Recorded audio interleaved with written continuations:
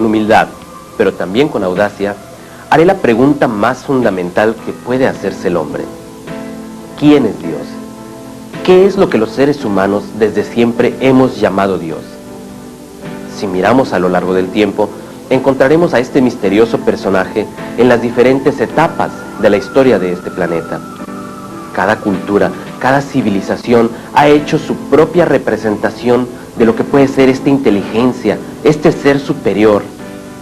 De esta forma, encontramos cientos, quizá miles de representaciones de Dios. Cada una de ellas, en cada una de las culturas que han poblado este planeta a lo largo del tiempo, en cada libro sagrado, en cada saga, en cada tradición, encontraremos siempre la presencia de visitantes del cielo, de una inteligencia superior que a través de carros de fuego, que a través de vimanas, a través de alfombras voladoras, a través de escudos ardientes, nubes luminosas, han visitado al hombre de este planeta. Siendo así, se convierten en cientos, quizá miles de representaciones las que tengamos de este Dios. ¿Cómo unificarlas? En este video trataremos de ofrecerle los elementos para que usted tenga la posibilidad de deducir y determinar. Es cierto, hay muchas preguntas y respuestas, pero usted, con una mente abierta, con la posibilidad de ver más allá sin condicionamientos, sin prejuicios, sin preconceptos, con todos los elementos que le ofreceremos aquí, será usted mismo quien saque sus propias conclusiones. Se cree que los avistamientos de ovnis comienzan con Kenneth Arnold el 24 de junio de 1947.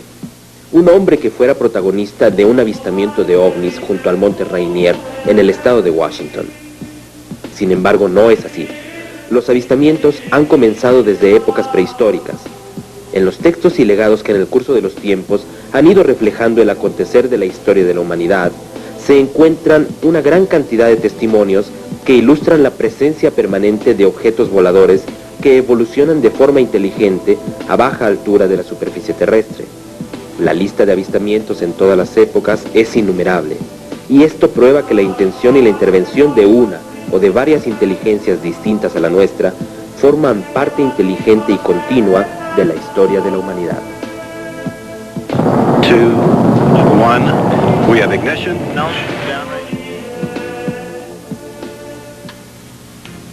En el Popol Vuh, el libro del Consejo de los Indios Quichés, de la gran familia maya, en el primer capítulo podemos leer: la extensión del cielo estaba en suspenso, todo en calma, callado y vacío. Entonces los creadores y formadores, los poderosos del cielo, vinieron juntos, Tepeu y Bucumats. Hágase así, que se llene el vacío, que esta agua se retire y desocupe el espacio, que surja la tierra y que se afirme, que amanezca en la tierra, y todo fue creado por ellos. No habrá gloria ni grandeza en nuestra creación hasta que exista la criatura humana, el hombre formado. En los capítulos siguientes se nos dice: crearon la carne del hombre a partir de tierra y de barro. Haced que seamos invocados, que seamos adorados por el hombre construido, el hombre maniquí. En el Códice Dresde de los mayas se dice que el 11 de julio de 1991 tendría lugar el encuentro de los señores de las estrellas con la humanidad. Recordemos que después del eclipse de este día, 11 de julio, se comenzaron a observar en los cielos mexicanos una gran cantidad de ovnis.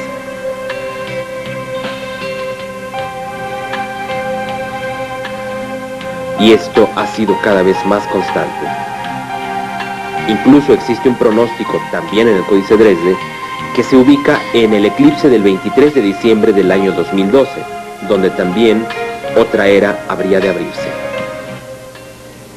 En Palenque, Yucatán, en México, un tallado en piedra de 3.80 metros de largo y 2.20 metros de ancho, con 10 toneladas de peso, muestra la figura de un ser humano que lleva un complicado atavío de cables, aparentando una técnica moderna, con apariencia de manejar un aparato. Sus manos manipulan alguna clase de instrumento, algo así como palancas o manivelas. Se encuentra sentado en una especie de silla acolchada. En la parte posterior podemos observar una corriente de fuego parecida a una propulsión a chorro. En el marco de esta lápida se encuentra escrita una fecha en forma de jeroglíficos que ya traducido a un moderno calendario, nos da la fecha del 14 de agosto del año 3114 a.C. Todos estos datos los obtenemos observando esta lápida en forma horizontal, pero si la volteamos verticalmente, tendríamos otra opinión, otra interpretación. ¿No es esta acaso la posición de un astronauta dentro de su cápsula, lista para despegar?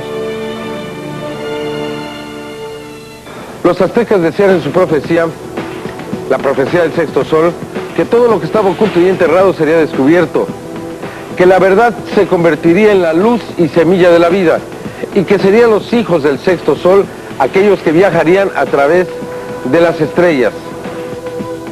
La historia de la cosmogonía azteca está condensada en una piedra circular conocida como el calendario azteca o la piedra del sol.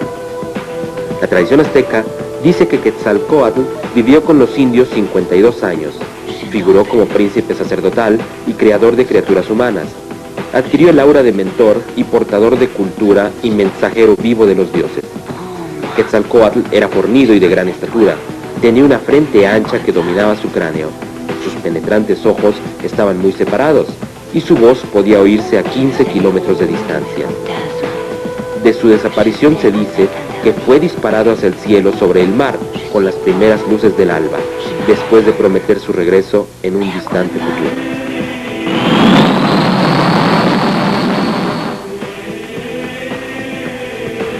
Si hablamos de los libros tibetanos del Kanchur, podemos decir que solamente ha sido descifrada una centésima parte de estos textos, compuestos por más de 1000 libros, siendo estos uno de los más extensos archivos que existen de la historia antigua. En ellos se habla de dioses que aparecen en el cielo en forma de perlas luminosas y transparentes, donde habitan los dioses. Dioses que tras numerosas reencarnaciones cobraron su actual forma humana.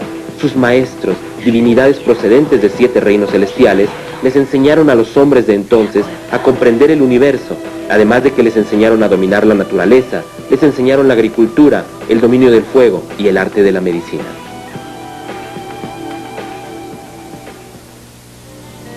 Al sur del estado de Para, junto al río Freso en el Brasil, lejos de la cuna de la humanidad, en el Amazonas, los dioses vivían también con los hombres. En el centro del bosque salvaje, los Kayapos, una tribu que aún vive como nómada, cuentan que hace mucho tiempo, un visitante llegado del espacio a bordo de un vehículo brillante portaba un kop, un arma que lanzaba rayos, y vivió mucho tiempo con ellos. Creó la primera escuela, les enseñó la agricultura y muchas técnicas para fabricar armas de caza. Su nombre, Beb Kororoti, significa he venido del universo. Un día se fue hacia las estrellas, sobre su vehículo, haciendo un ruido de trueno. Hoy, esta tribu espera su vuelta, como lo prometió el visitante del espacio. Los indios Hopi de Norteamérica actualmente viven en una reserva india en Arizona. Conservan dibujos y grabados rupestres que documentan la historia de su pueblo hace varios milenios. Los antepasados de los Hopi vivían en un continente en el Pacífico que llamaban Kashara. Entonces estalló una guerra con otro continente y Kashara empezó a hundirse en el océano y para emigrar a otro lugar recibieron la ayuda de los Kachina, que significa sabio ilustre respetado del cielo. Una élite con la cual se habían relacionado siempre este pueblo. Eran seres corporales del planeta Tonaoteca, que distaba mucho del sistema solar, lo cual no les impedía hacer visitas regulares a la Tierra. Durante la inmigración de los Hopi, los Kachina utilizaron 3 métodos para ayudarlos al transporte masivo: escudos volantes, grandes pájaros y canoas voladoras. Ellos sabían que la Tierra era redonda y que una arena extremadamente fina cubría el planeta Marte. En la India encontramos el Bhagavad Gita, una epopeya hindú que tiene más de 200.000 versos y una antigüedad de más de 3.000 años. En estos versos nos encontramos la palabra Vimana, vehículos celestiales o perlas en el cielo que eran impulsados por la fuerza del mercurio y un fuerte viento de propulsión. Hoy sabemos que el mercurio es la base de la propulsión iónica. Los textos sánscritos del Mahabharata no solamente hablan de los aparatos volantes, sino que también hablan de grandes ciudades, colonias espaciales que flotan fuera de la Tierra. Sin embargo, Shiva habría destruido estas ciudades. Todas estas construcciones y aparatos voladores están descritos en la epopeya del Mahabharata, con gran lujo de detalles, inclusive en las medidas y en la descripción de sus características. También Valmiki, el autor de la gran epopeya hindú, el Ramayana, nos habla con absoluta naturalidad de los vehículos que a voluntad de su piloto volaban libremente por el aire. Vehículos que también eran metálicos y que brillaban en el cielo. Uno de los textos, por ejemplo, aporta una descripción plena de un dramatismo inusitado, que poseía la radiación del fuego sin humo. Estos paralelismos con la tecnología moderna hacen que los estudiosos de los ovnis no dejen de sorprenderse. En 1903, cuando los padres de la aviación, los hermanos Wright, rompieron los cielos y abrieron las maravillas que hasta entonces no podíamos observar, nos dimos cuenta de que no todo estaba descubierto, que había algo más. Una de estas imágenes se encuentra a 400 kilómetros al sur de Lima, en las pampas desérticas de Nazca, donde se encuentran unas extrañas figuras destinadas al cielo, las líneas de Nazca. La visibilidad de estas líneas es posible únicamente desde el aire, algo difícil de comprender, ya que nuestra aviación comienza solo hasta el siglo XX, y estas líneas aparentemente fueron hechas hace 2500 años. Los motivos antropomorfos son relativamente escasos, pero quizás los más importantes para la interpretación, como por ejemplo el astronauta de 32 metros de altura, que en esta figura da un saludo al cielo. ¿Pero a quién? Esta es otra figura, conocida como el extraterrestre, que tiene 48 metros de longitud. Esta imagen en particular define todos los rasgos de un ser extraterrestre e inclusive podemos apreciar las dos antenas. Misteriosamente, habría sido grabado hace 2500 años. Sobre esta montaña rocosa posan unas extrañas figuras como esta, de cerca de 750 metros de longitud. Observamos una figura geométrica, comenzando con un punto, 8 cuadros que encierran a su vez un círculo con cientos de puntos, y después otro círculo que encierra al pequeño, también con numerosos puntos y otros cuadros alrededor. Más arriba nos damos cuenta de que esto es parte de otro más grande y más alto, y la figura es aún más grande. Preguntémonos entonces, ¿por qué alguien en el pasado habría hecho una figura geométrica tan gigante para que alguien la pueda ver únicamente desde el aire? ¿Qué es esto? ¿De qué se trata? ¿Qué significado tiene? ¿A quién está destinado? El Museo de Irak. A finales del siglo pasado, fueron encontradas 12 tablillas de barro cocido, escritas con caracteres cuneiformes. En estas aparece grabada la epopeya del héroe legendario babilónico Gilgamesh. En estas tablillas se nos habla también de seres venidos a la tierra en nubes de humo y fragorosos ruidos. También nos hablan de la creación del mundo y son muy similares al relato bíblico.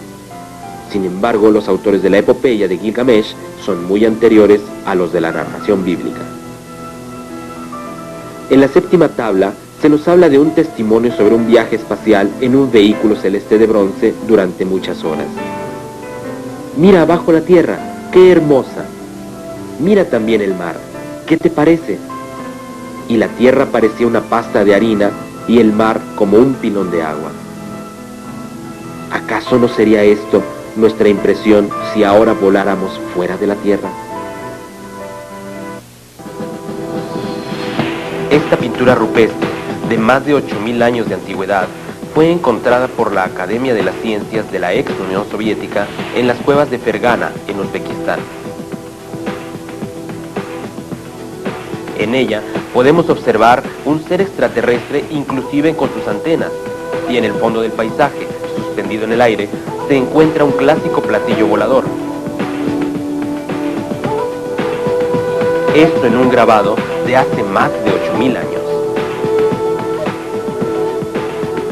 En esta escena de un tapiz de la época medieval, titulada La vida de María la Virgen, podemos observar en el fondo del paisaje, también disimulado, un objeto volador no identificado.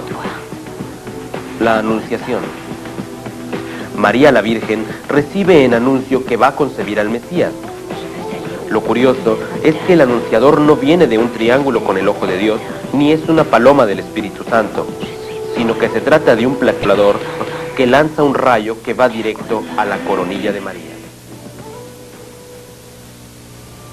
Tanto en el Génesis de la Biblia como en los demás libros que componen el Pentateuco, encontramos hechos tan asombrosos y que sin embargo han sido tomados a la ligera por los comentaristas de la Biblia. Hay que reconocer que son versículos muy incómodos en cuanto a su interpretación y que en realidad no encajan con las enseñanzas que el cristianismo ha sostenido durante muchos siglos. Por eso los exégetas o los especialistas de la Biblia han preferido pasarlos de largo o sencillamente ignorarlos. En esta ocasión, sin prejuicios, trataremos de atenernos a lo que leemos en la Biblia. Por muchas interpretaciones tendenciosas que se hayan querido hacer, un hecho que es incuestionable es que la Biblia comienza con estas asombrosas palabras: Bereshit bara Elohim, es decir, en el principio los poderosos crearon los cielos y la tierra. La palabra Elohim significa poderosos, dioses. Es un masculino plural en hebreo. El singular de la palabra Elohim es Eloha, y en los textos sagrados no dice Eloha. Son más de 2500 veces que se dice Elohim. Es cierto que en la Biblia hay participación, hay involucrado el fenómeno ovni, es decir, civilizaciones extraterrestres han interferido positivamente en las apariciones llamadas divinas. En la Biblia se nos dice que los Elohim, los ángeles, los dioses, eran ministros de la creación desde antes de que existieran los mundos. Cuando aclamaban juntas las estrellas del alba y gritaban de júbilo todos los hijos de Dios. Versículos como el anterior nos demuestran que los ángeles eran los cogobernantes del universo y que construyeron civilizaciones para glorificar la palabra de Dios. El monte Sinaí. Hace aproximadamente 3300 años antes de Cristo, Moisés subió a lo alto del monte Sinaí para tener contacto con la Shekinah, que de día era como una nube y de noche como una antorcha de fuego. Y cuando Moisés entraba en el tabernáculo, bajaba la columna de nube, y descendía y se ponía en la puerta del tabernáculo, y Yahvé hablaba con Moisés. También en el Éxodo se nos dice que bajó Moisés del monte Sinaí, y cuando bajó del monte con las 2 tablas en la mano, no sabía que la piel de su rostro se había vuelto radiante por haber hablado con Yahvé. Hoy en día se sabe que muchas personas que se han acercado a un ovni y han estado expuestos a la energía que emana de estos, sufren en la piel afecciones que las vuelven de un tono rojizo, en especial la cara y los brazos por estar descubiertos. Un testigo comandante piloto del aire, en un avistamiento que tuvo, y después de hacer un giro de 360 grados en torno a la masa flotante, nos dice: aquello parecía una nube, pero no era tal. Tenía unos contornos perfectamente definidos. Allí algo se oculta. Porque si la gente que estaba al pie de la montaña, el pueblo de Israel, hubiera visto qué forma tenía la nave, hoy día tendríamos que en los altares la forma divina de Dios era de un platillo volador. Los ángeles, los hijos de Dios. La palabra ángel en español, en griego se dice ángelo o mensajero, y en hebreo malaco o malaquí, es decir, el lado oscuro e incomprensible de Dios. Eran ángeles porque venían del cielo, pero su comportamiento era humano. En el Génesis se nos relata: aconteció que cuando comenzaron los hombres a multiplicarse sobre la faz de la tierra, y les nacieron hijas, y viendo los hijos de Dios que las hijas de los hombres eran hermosas, tomaron de entre ellas por mujeres las que quisieron. Estos fueron los valientes de antaño. But we have one reference in the Bible to the angels. And not all angels behave like spirit beings.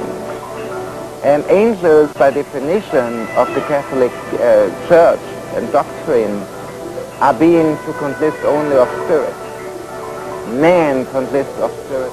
Esto nos demuestra claramente que los supuestos ángeles eran de carne y hueso, ya que podían tener relaciones sexuales con las mujeres humanas. En el libro de Judas se dice: también a los ángeles que no guardaron su dignidad, sino que abandonaron su propia morada. Esto se refiere a ángeles o seres que vinieron a la tierra con un propósito serio. Los caídos buscaron cómo mezclarse con la línea sanguínea de Adán, quizás para impedir el nacimiento del Mesías en un futuro distante. Esto podemos verlo más claro en el libro de Enoc, del siglo II a.C., donde se dice que cuando los hijos de los hombres se multiplicaron, les nacieron hijas encantadoras y bellas. Cuando los ángeles, los hijos del cielo, las vieron y las desearon, se dijeron los unos a los otros: vayamos, elijamos mujeres entre los hijos de los hombres y engendremos niños. Y prosigue más adelante Enoc: eran todos 200, que descendieron en los días de Yared sobre la cima del monte Hermón. Libros apócrifos. En 1945 y 1947 fueron encontrados por un pastorcillo los rollos del Mar Muerto hallados en las grutas del Qumran, en Palestina, así como los papiros de Nag Hammadi, en Egipto, respectivamente. Este es el descubrimiento arqueológico más importante del siglo XX, porque nos aclara muchos puntos oscuros que teníamos con relación a la Biblia. En una sola cueva de Qumran se encontraron fragmentos de hasta 700 libros. Uno de los rollos encontrados en Qumran es el llamado Génesis apócrifo.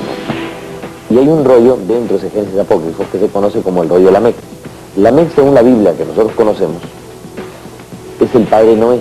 Entonces, en el texto que ha sido traducido dice que Lamec le pregunta a su esposa Varinos: dime, esposa mía, el hijo que estás esperando en tu vientre, Noé, ¿es hijo mío o es hijo de los vigilantes de mundos o guardianes de planetas? Si solamente un 20% de los rollos del Mar Muerto han sido dados a conocer a la luz pública, dice barbaridades como esa. Imagínense ustedes que dirá el 80% que todavía no ha sido dado a la luz.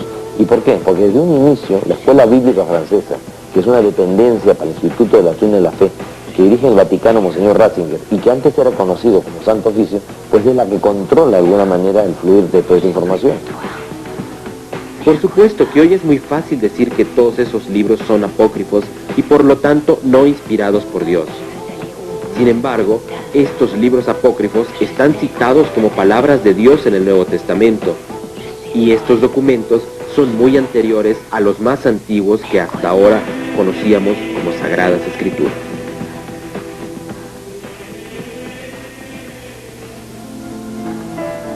Entonces Yahvé hizo llover azufre y fuego sobre Sodoma y Gomorra, y así destruyó estas ciudades con toda su llanura, sus habitantes y vegetación. Yahvé había enviado a sus ángeles para sacar a Lot, y los ángeles lo apuraron diciéndole: levántate, toma tu esposa y tus 2 hijas, sácalas y llévalas fuera de la ciudad. No te detengas en parte alguna de esta llanura, sino que huya a la montaña, para que no seas arrastrado a la muerte.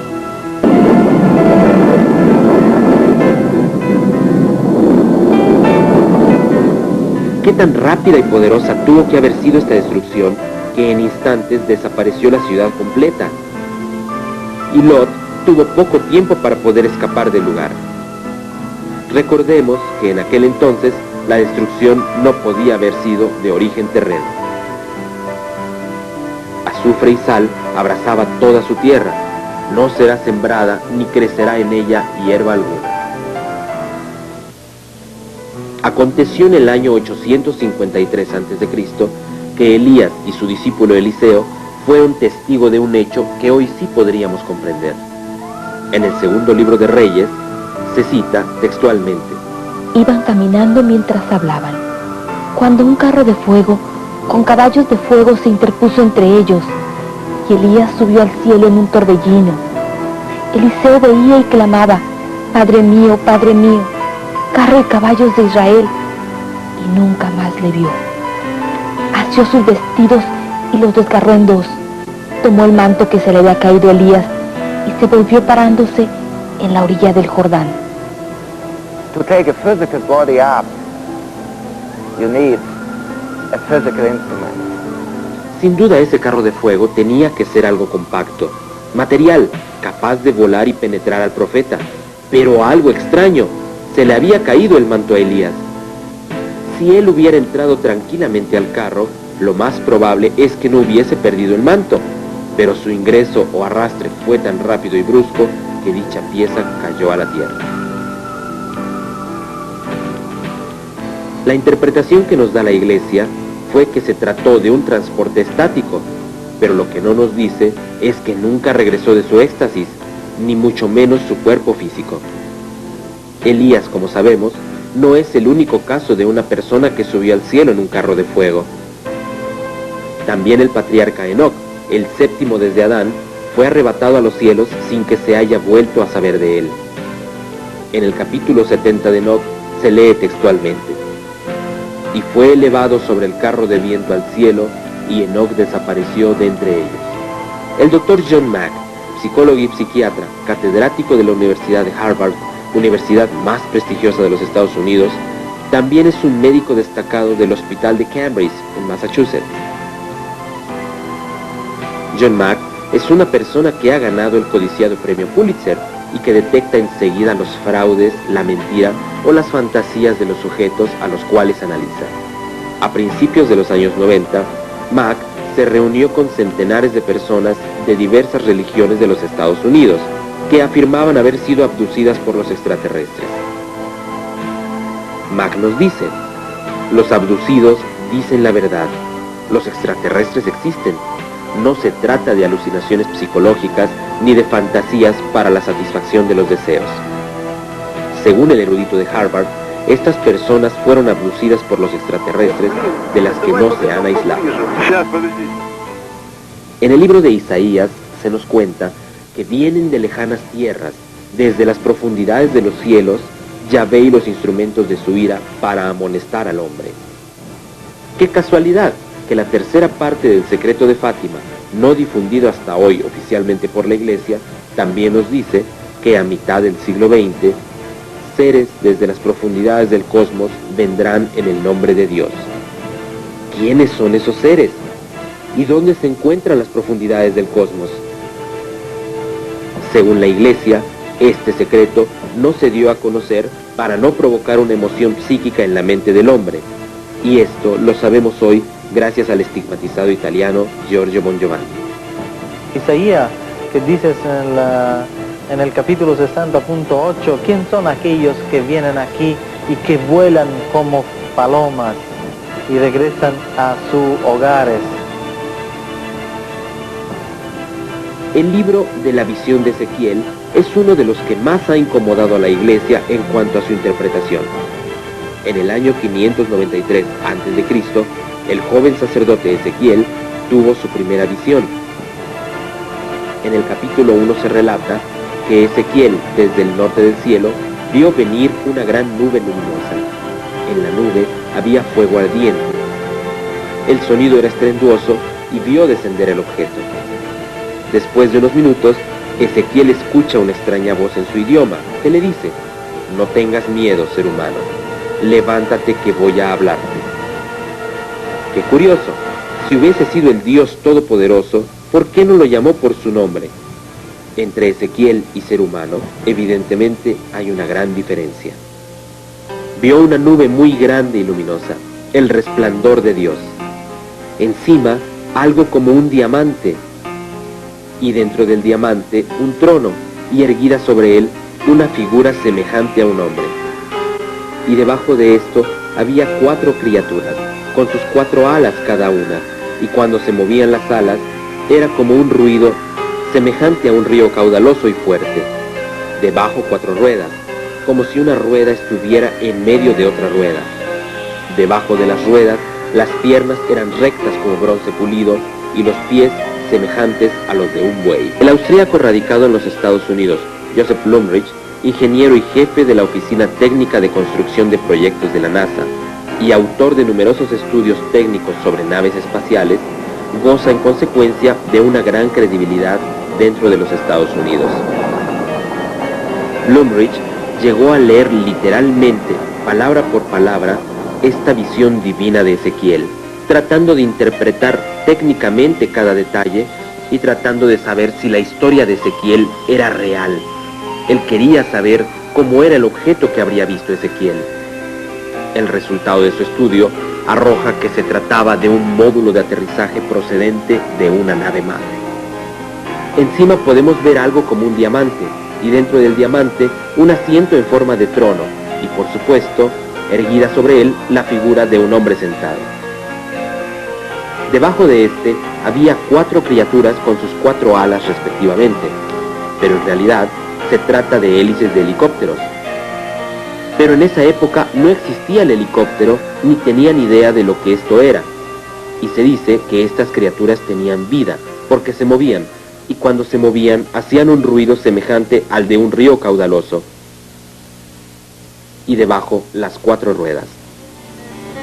Si leemos en el capítulo 40, Ezequiel es llevado en este objeto a una montaña muy, muy alta, y dice Ezequiel: miré abajo y vi algo parecido a una ciudad, y en el centro algo parecido a un templo, y la gloria de Dios entró directa al templo.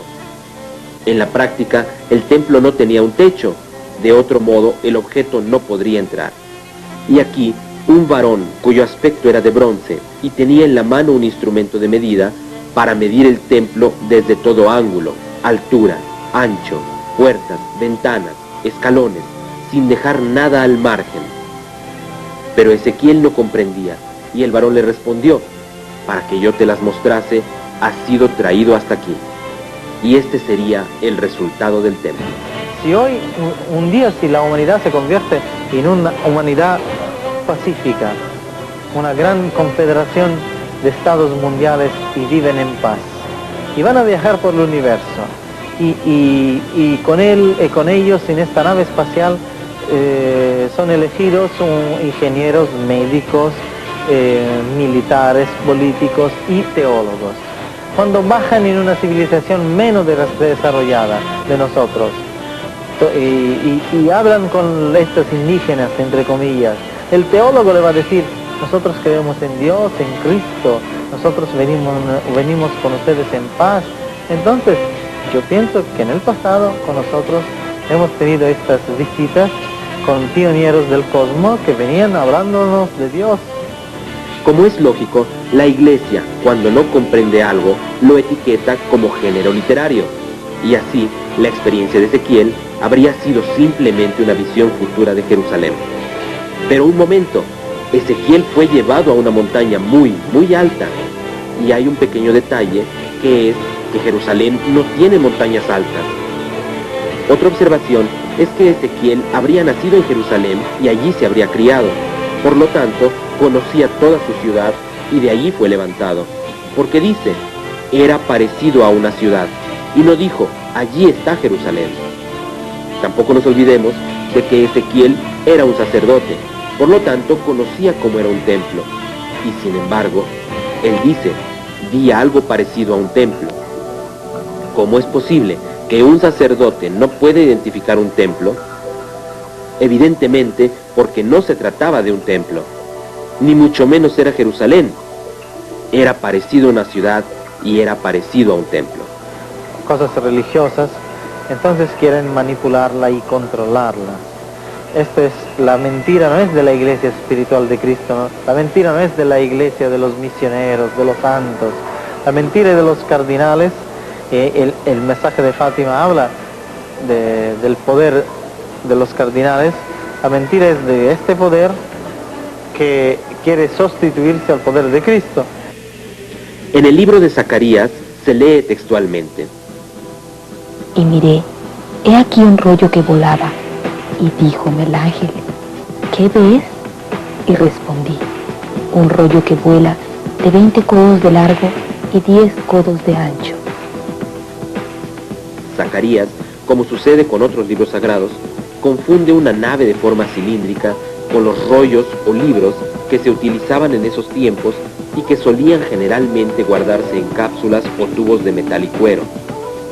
Pero ¿qué clase de libro podía ser aquel que tenía unos 10 metros de largo y unos 5 metros de ancho, y que para el colmo volaba? Estamos para hacer la comparación. En 1980, en Alemania. ¿Qué es lo que vemos en esta imagen? ¿No es esto acaso parecido a lo que vio Zacarías? ¿Y qué podemos decir de esta otra imagen que se grabó en los Estados Unidos en 1995? ¿O de esta de Krasnodar en Rusia?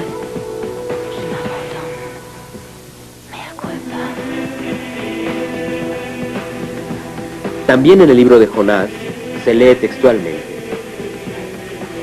Yahvé ordenó a un gran pez que tragara a Jonás, y Jonás estuvo en el vientre del pez 3 días, 3 noches.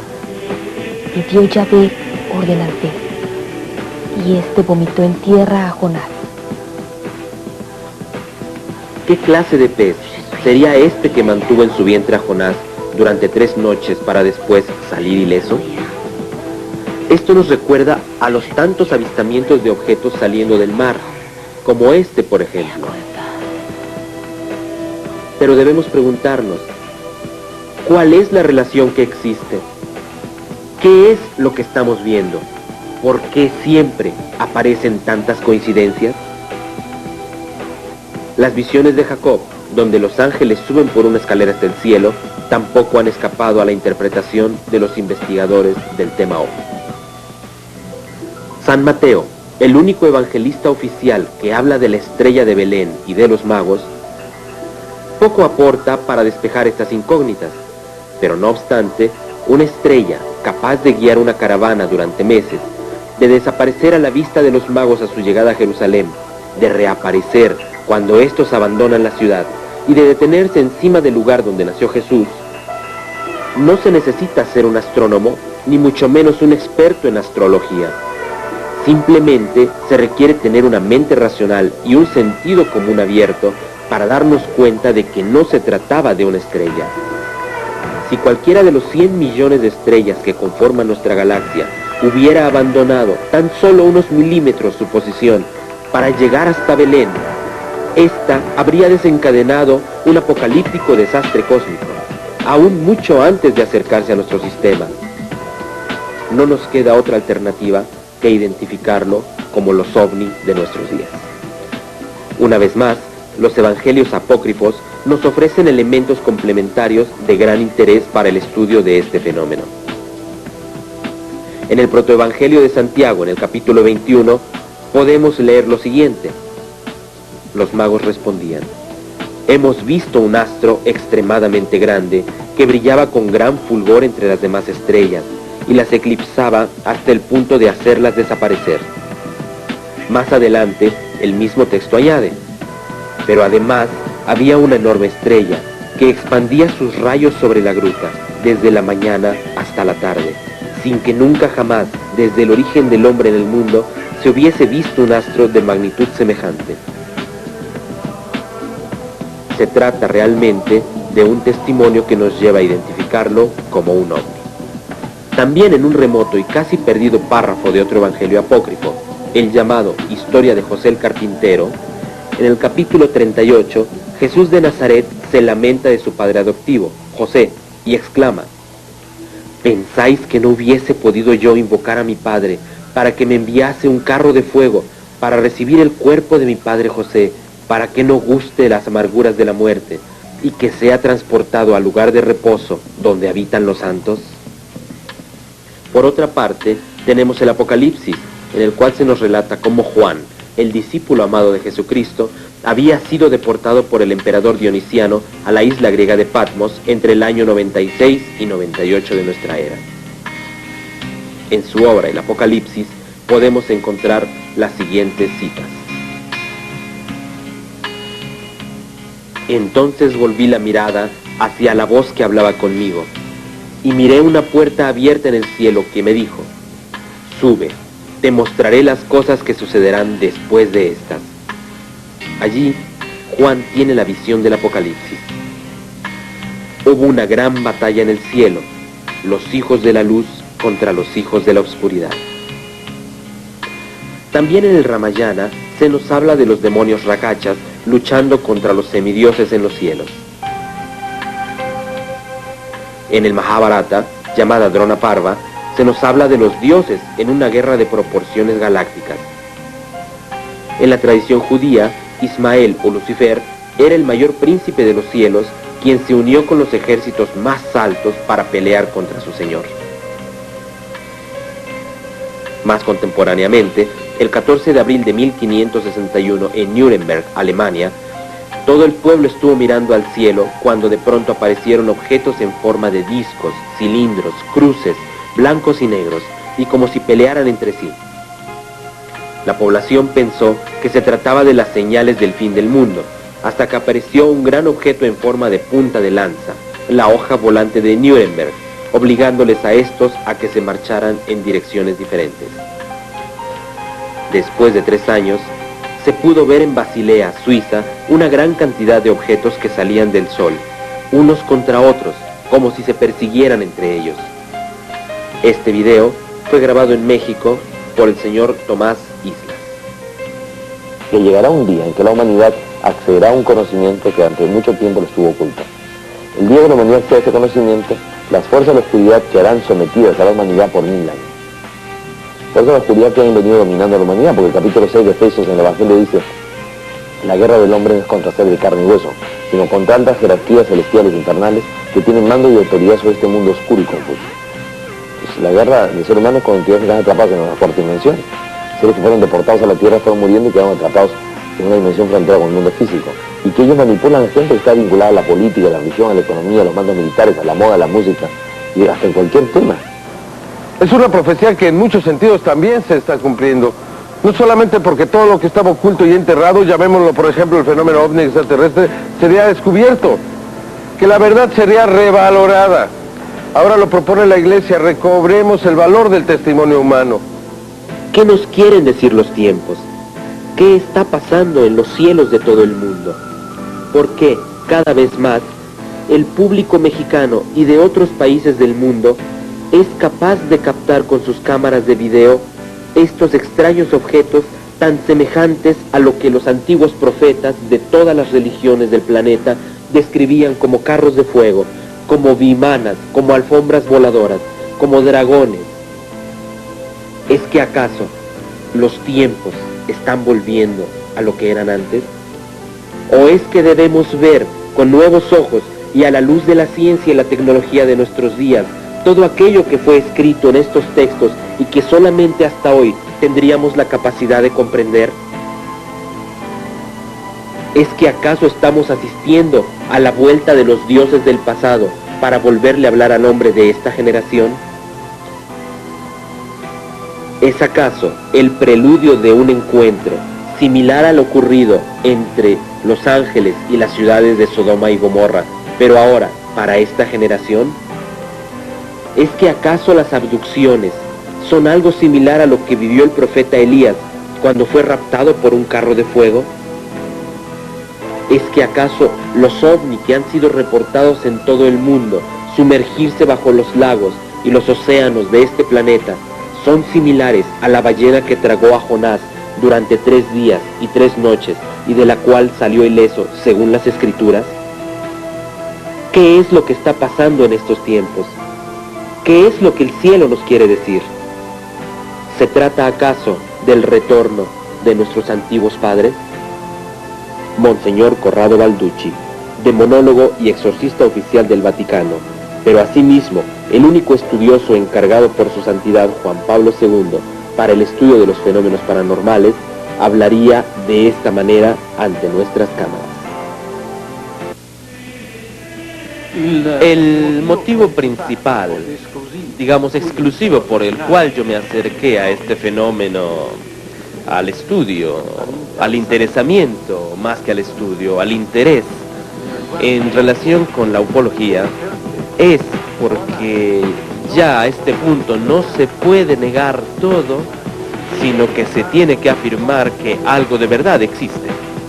Porque negar todo tiene una serie de inconvenientes. Y los inconvenientes, para ir ya inmediatamente a la respuesta, pero después, si es posible, ampliarlo un poco, el inconveniente máximo es que, a fuerza de decir todo es una sugestión, son fenómenos ópticos, o bien otras explicaciones, también explicaciones que ya entran en el campo científico, explicaciones de fenómenos atmosféricos, de nubes en ciertas montañas, de los llamados relámpagos globulares. No, incluso la crítica más severa no puede llegar al punto de negar todo lo que se dice sobre los llamados fenómenos de los cuales interesa la omniología. Cuando obviamente se habla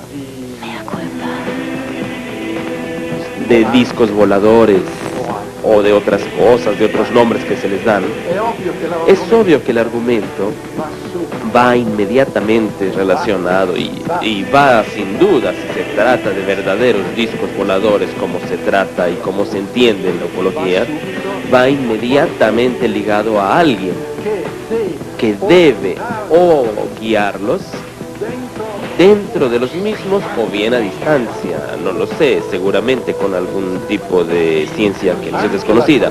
Incluso la crítica más severa ahora no puede agotar todos los testimonios que existen alrededor, tanto de los avistamientos ovni como de los llamados fenómenos de contactismo, de aquellos que tienen contacto con extraterrestres.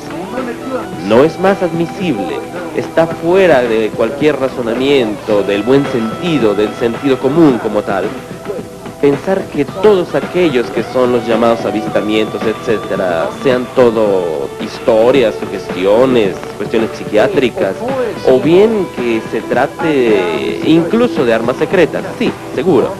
Ahora se sabe perfectamente que tanto no solo los Estados Unidos, sino también Rusia, mucho más los Estados Unidos, teniendo muchos tipos, ya leí sobre algunos libros, mientras que Rusia parece que solamente tiene alguno. Cuando estaba la famosa Guerra Fría, tenían una serie de aviones hechos precisamente en forma de disco volador. Esto me ha decidido en un cierto punto a darme a este interés, a manifestarlo en concreto. Leí varios libros, pero a mí no me interesan en concreto las explicaciones científicas, esta cosa. Es obvio que la certeza de este fenómeno, de la existencia de otros seres en otros planetas, la certeza, también a nosotros, Iglesia, la esperamos de la ciencia. También esta superioridad se demuestra por este hecho, admitiendo un mínimo de verdad, es decir, que algunos casos, también en el caso de la existencia, no se puede más negar la existencia no solo de los extraterrestres, sino conectada la existencia de extraterrestres con la existencia de estos de los discos voladores, de la existencia de personas que desde cerca o desde lejos los guían estas máquinas voladoras. He aquí. Y admitido esto, precisamente se puede pensar que tienen una ciencia superior, han hecho un mayor progreso que nosotros, si se están manifestando a nosotros.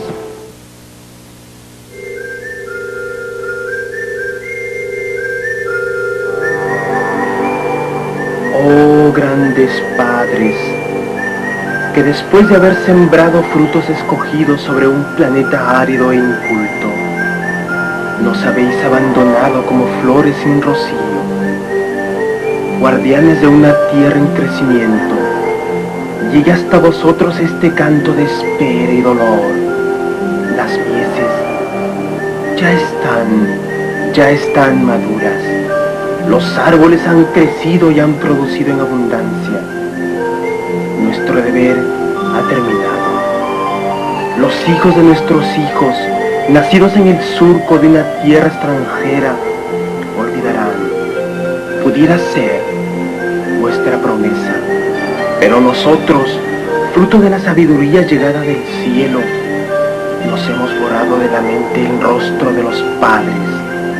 Y cada día y cada noche que este planeta concede, escrutamos atento las nubes, esperando veros volver sobre los carros de fuego a recoger lo que habéis